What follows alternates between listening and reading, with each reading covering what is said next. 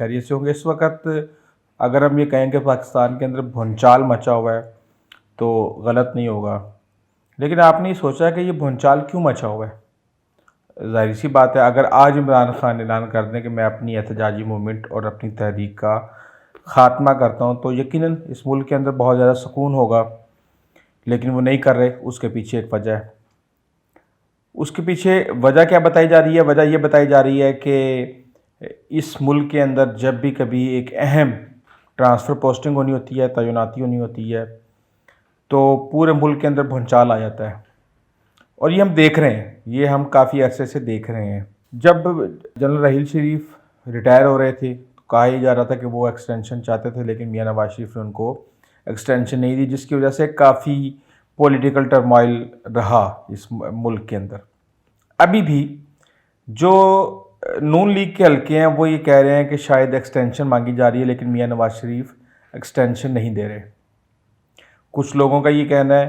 کہ عمران خان بظاہر یہ چیز بڑی سمجھنے والی ہے کہ میاں نواز شریف کرداروں کو بے نقاب کر رہے تھے، نام لے لے کے بے نقاب کر رہے تھے، لیکن اس کے 6 مہینے کے بعد انڈرسٹینڈنگ بھی ہو گئی، نیوٹرلز بھی ہو گئے، سب کچھ ہو گیا،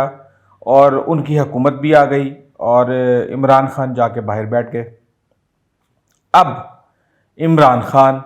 وہی کام کر رہے ہیں، بلکہ بہت زیادہ، اس سے تو وہ بہت آگے نکل گئے ہیں، اور لیکن کہا یہ جا رہا ہے کہ یہ جو اہم تعیناتی ہے اس کا اختیار اس وقت وزیر اعظم کے پاس ہے، اور وزیر اعظم کی چابی میاں نواز شریف کے پاس ہے، اور ان کو پریشرائز کیا جا رہا ہے، اور عمران خان کو ان مقاصد کے لیے استعمال کیا جا رہا ہے تاکہ جو مطالبات ان سے کیے جا رہے ہیں وہ تسلیم کر لیے جائیں۔ اس تھیوری کے اندر ایک بڑی جان ہے، اور اس کے پیچھے کافی بیک گراؤنڈ بھی ہے کہ عمران خان نے کہا کہ میں اپنی احتجاجی موومنٹ کا اعلان اس وقت کروں گا جب میں دوبارہ شروع کروں گا، جب میں صحیح ہو جاؤں گا، اور سب نے کہا کہ جناب آپ کا پلسٹر تو 4 ہفتوں کے بعد کھلے گا، تو اس وقت تک تو سب کچھ ختم ہو چکا ہوگا۔ تو اگلے ہی دن عمران خان نے دوبارہ اہم پریس کانفرنس کی، الوی صاحب کی میٹنگز ہوئیں، الوی صاحب واپس آئے، آ کے انہوں نے کہا، اور یہ سارے کا سارا سلسلہ شروع ہو گیا۔ یہ اس ٹرانسفر پوسٹنگ کے اوپر اتنا شور کیوں مچتا ہے؟ کبھی آپ نے سوچا ہے کیوں؟ کیونکہ یہ جو تعیناتی ہے، یہ جو عہدہ ہے پاکستان کے اندر، یہ طاقت کا مرکز ہے۔ پاکستان کے اندر سب سے طاقتور ادارہ جو ہے وہ فوج ہے، اور فوج کا سربراہ جب آپ نے لگانا تو اس کا مطلب یہ ہے کہ پاکستان کے اندر آپ سب سے طاقتور شخص کو تعینات کرنے جا رہے ہیں، جس نے اس خطے کے اندر، اس خطے کے جو پاکستان کے جو ہمسائے ہیں ان کے ساتھ ڈیل کرنا ہے۔ پاکستان کی جو، اب فار ایگزامپل آپ یہ دیکھ لیں کہ اگر سی پیک ہے تو سی پیک کی گارنٹی چاہیے تو چائنا کہتا ہے جی فوج دے گی گارنٹی تو ہم کریں گے، ورنہ ہم پیچھے کھڑے ہوئے ہیں۔ امریکہ کو بھی کچھ چاہیے ہوتا ہے تو وہ کہتے ہیں کہ سیاستدانوں سے ہم نے ڈیل نہیں کرنا، فوج ہم سے ڈیل کرے، اور جو فوج ہم سے ڈیل کرے گی اور جو ہم سے کمٹمنٹ کرے گی، پھر اس کے بعد بحیثیت ادارہ یہ ہمیں وہ کمٹمنٹ فل کر کے دے گی، اور اس طریقے سے چیزیں ہوں گی۔ اب اس وقت آئی ایس پی آر کی سٹیٹمنٹ آ گئی ہے، جس کے مطابق انہوں نے کہا ہے کہ جی فیئرویل تھا جہلم کے اندر، اور سیالکوٹ کے کور کمانڈر بھی تھے وہاں پہ، تو وہ جا رہے ہیں۔ یہ بات اب اس سے پہلے 2 دفعہ وہ کہہ چکے ہیں وہ جا رہے ہیں، لیکن کسی کو یہ یقین نہیں تھا کہ وہ جا رہے ہیں، اور ڈفرینٹ چیزیں آ رہی ہیں، جی مارشاء اللہ لگ رہا ہے، مارشاء اللہ لگ رہا ہے، مارشاء اللہ لگ رہا ہے، اور کسی کے ہاتھ کچھ بھی نہیں آئے گا۔ نون لیگ یہ سمجھتی ہے کہ یہ باتیں اس لیے کی جا رہی تھی تاکہ توسیع دے دی جائے یا کوئی اس طرح کی چیز کر دی جائے، جبکہ باجوہ صاحب نے سمپلی کہہ دیا کہ مجھے توسیع نہیں چاہیے۔ اب یہ کہا جا رہا ہے کہ عاصم منیر صاحب کو، جو 1 دن پہلے ریٹائر ہو جائیں گے باجوہ صاحب کی ریٹائرمنٹ سے پہلے، ان کے اوپر اعتراضات آ گئے ہیں۔ ان کے اوپر کس کے اعتراضات آ گئے ہیں؟ یہ گوسپس بتا رہا ہوں میں آپ کو، یہ حقیقت نہیں ہے، نہ ہی میری معلومات ہے، لیکن ہم نے یہ دیکھا کہ اس ملک کے اندر جو بھی گوسپس چل رہی ہوتی ہیں ان کے اندر وہ کچھ عرصے کے بعد جا کے پتہ چلتا ہے کہ اس کا کوئی نہ کوئی بیک گراؤنڈ تھا، اور اس کی کوئی نہ کوئی ریزن تھی، اور وہ سچ ثابت ہوتی ہیں کہ سعودی عرب نے اس کے اوپر اعتراض کر دیا۔ سعودی عرب پاکستان کو 16 سے 18 بلین ڈالر دینے جا رہا ہے۔ ظاہر سی بات ہے کہ پاکستان کو اگر پیسہ نہیں ملتا، سعودی عرب اس کو سپورٹ نہیں کرتا، تو پاکستان کا ناقابل تلافی نقصان ہوگا۔ اسی طرح امریکہ بھی جب بھی ہمیں مدد کرتا ہے، اور دیگر ممالک ہمارے جتنے بھی یو اے ای ہے، قطر ہے، ڈفرینٹ لوگ جو بھی ممالک ہیں، وہ ہمیں ہمیشہ ہماری اسٹریٹجک امپورٹنس کی وجہ سے، جیو پولیٹیکل ہماری امپورٹنس کی وجہ سے ہمیں وہ سپورٹ کرتے ہیں، اور اس کے بعد وہ کہتے ہیں کہ دیکھیں ہم آپ کو اتنا سپورٹ کر رہے ہیں، ہم آپ کو اتنا پیسہ دے رہے ہیں، تو آپ ہمارے جو مفادات ہیں ان کا آپ تحفظ کریں۔ یہاں خطے کے اندر کون دشمن ہے سعودی عرب کا؟ آپ کو بڑے اچھے طریقے سے پتہ ہے کہ ایران ان کا بہت بڑا دشمن ہے، اور وہ یہ نہیں چاہتے کہ پاکستان کے اندر کوئی بھی ایک ایسا شخص آئے جو کہ ان کے مفادات کا تحفظ نہ کرے۔ لیکن اس بات میں کوئی شک نہیں ہے کہ جو بھی آئے گا وہ پاکستان کے مفادات کا تحفظ ہر حال میں کرے گا۔ ان کئی ناموں کے اوپر اعتراض ہو جاتا ہے۔ کچھ لوگ ایسے ہیں جو جنرل باجوہ صاحب کی کور کمیٹی کے اندر، کور ٹیم کے اندر ہیں، ان کے اوپر کہا جا رہا ہے کہ جی ان کو اعتماد ہے۔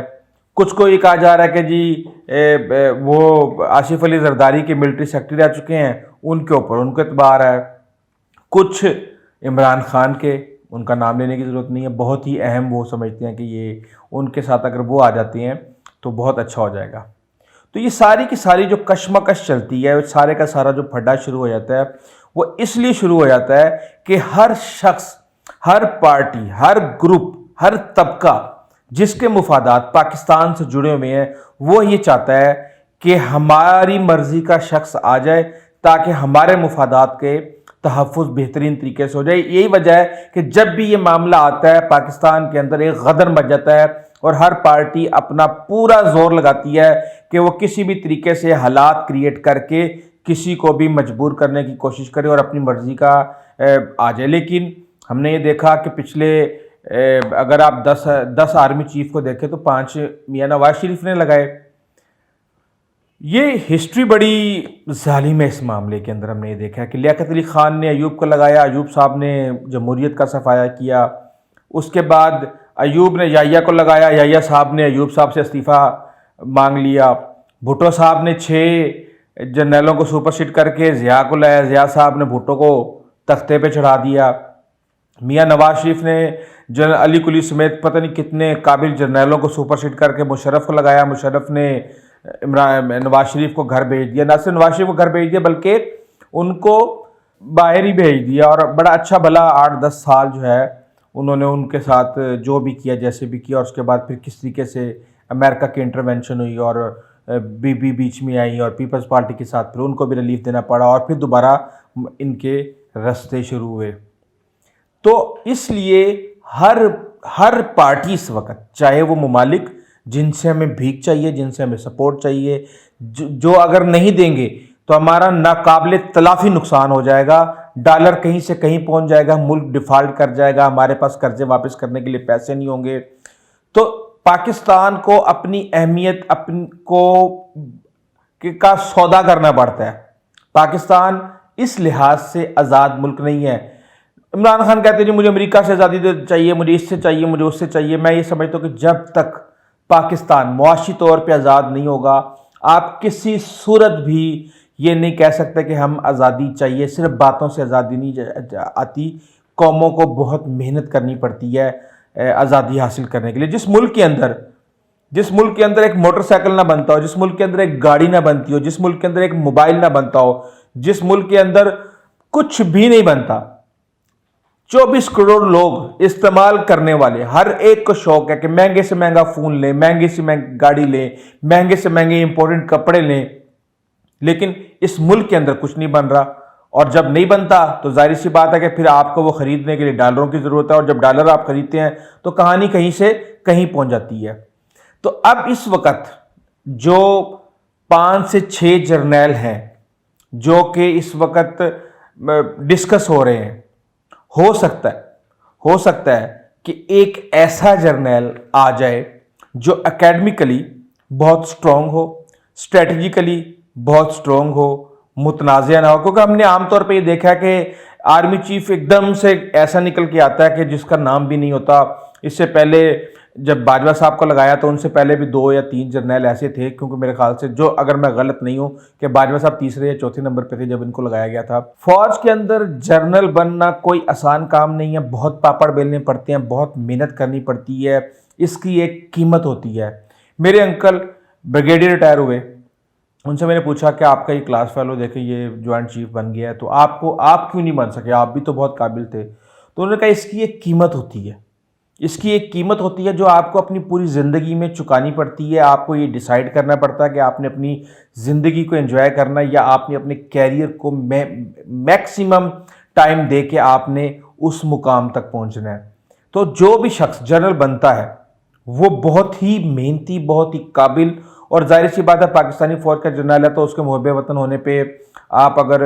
शक करेंगे तो ये आप इसको गुनाह ही समझ सकते हैं। लोग तो अपने मुफादात के लिए बड़े बड़े इल्ज़ामात लगा सकते हैं, लेकिन मेरे ख्याल से ऐसा होता नहीं है। और फ़ौज का जो निज़ाम है, जितनी वहाँ पे अकाउंटेबिलिटी है, वो पॉसिबल ही नहीं है कि आप इस तरह के शख्स को ले आएँ जो कि मुल्क के मुफादात का तहफ़्फ़ुज़ ना करे।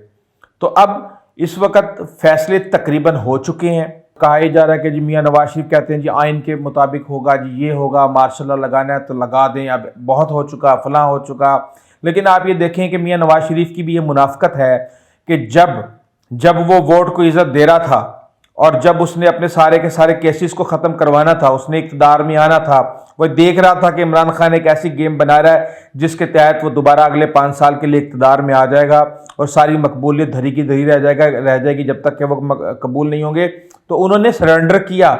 चाहे जरदारी साहब बीच में आए, चाहे कोई भी बीच में आया, उन्होंने सरेंडर किया, उन्होंने इख्तियारात लिए, उन्होंने हुकूमत ली, उन्होंने सब कुछ लिया। अब उन्होंने पासपोर्ट भी ले लिया है और अब वो ये सोच रहे हैं कि तहरीक इंसाफ के साथ क्या करना है और अवाम का वोट कैसे लेना है। अगर अवाम का उन्होंने वोट लेना है, मैंने अगर उनको वोट देना है, तो मैं ये देखूंगा कि जब इलेक्शन हो रहे हैं तो उस वक्त डॉलर कितने का है, उस वक्त मईशत की क्या हालात हैं, उस वक्त पेट्रोल कहाँ पे खड़ा हुआ है, उस वक्त दीगर चीज़ें कैसे हैं, मेरी ज़िंदगी के अंदर कोई बेहतरी आई या नहीं आई, और आम तौर पे लोगों की ज़िंदगियों में क्या बेहतरी आई है। ये जो है ना अमेरिका से आज़ादी और फलां और ये ढिमका और ये नज़रियात और ये आइडियालॉजी और पता नहीं क्या क्या, ये सब हवाई नारे हैं, ये नज़र नहीं आते। हमें हुकूमत चाहिए काम करने के लिए, काम करे, मईशत को बेहतर करे, और जब मईशत बेहतर होगी तो हम आज़ाद होंगे। अदरवाइज़ हमारे आज़ाद होने का सवाल ही नहीं पैदा होता। और जहाँ तक आर्मी चीफ़ की बात है, तो मैं ये समझता हूँ कि जिस तरीके से सुप्रीम कोर्ट के अंदर एक निज़ाम बन चुका है, हमें इस इदारे के लिए भी एक निज़ाम इस हवाले से बनाना पड़ेगा कि जो भी शख्स, यानी किसी को टेंशन ही नहीं होनी चाहिए, किसी को टेंशन ही नहीं होनी चाहिए। और आप जो है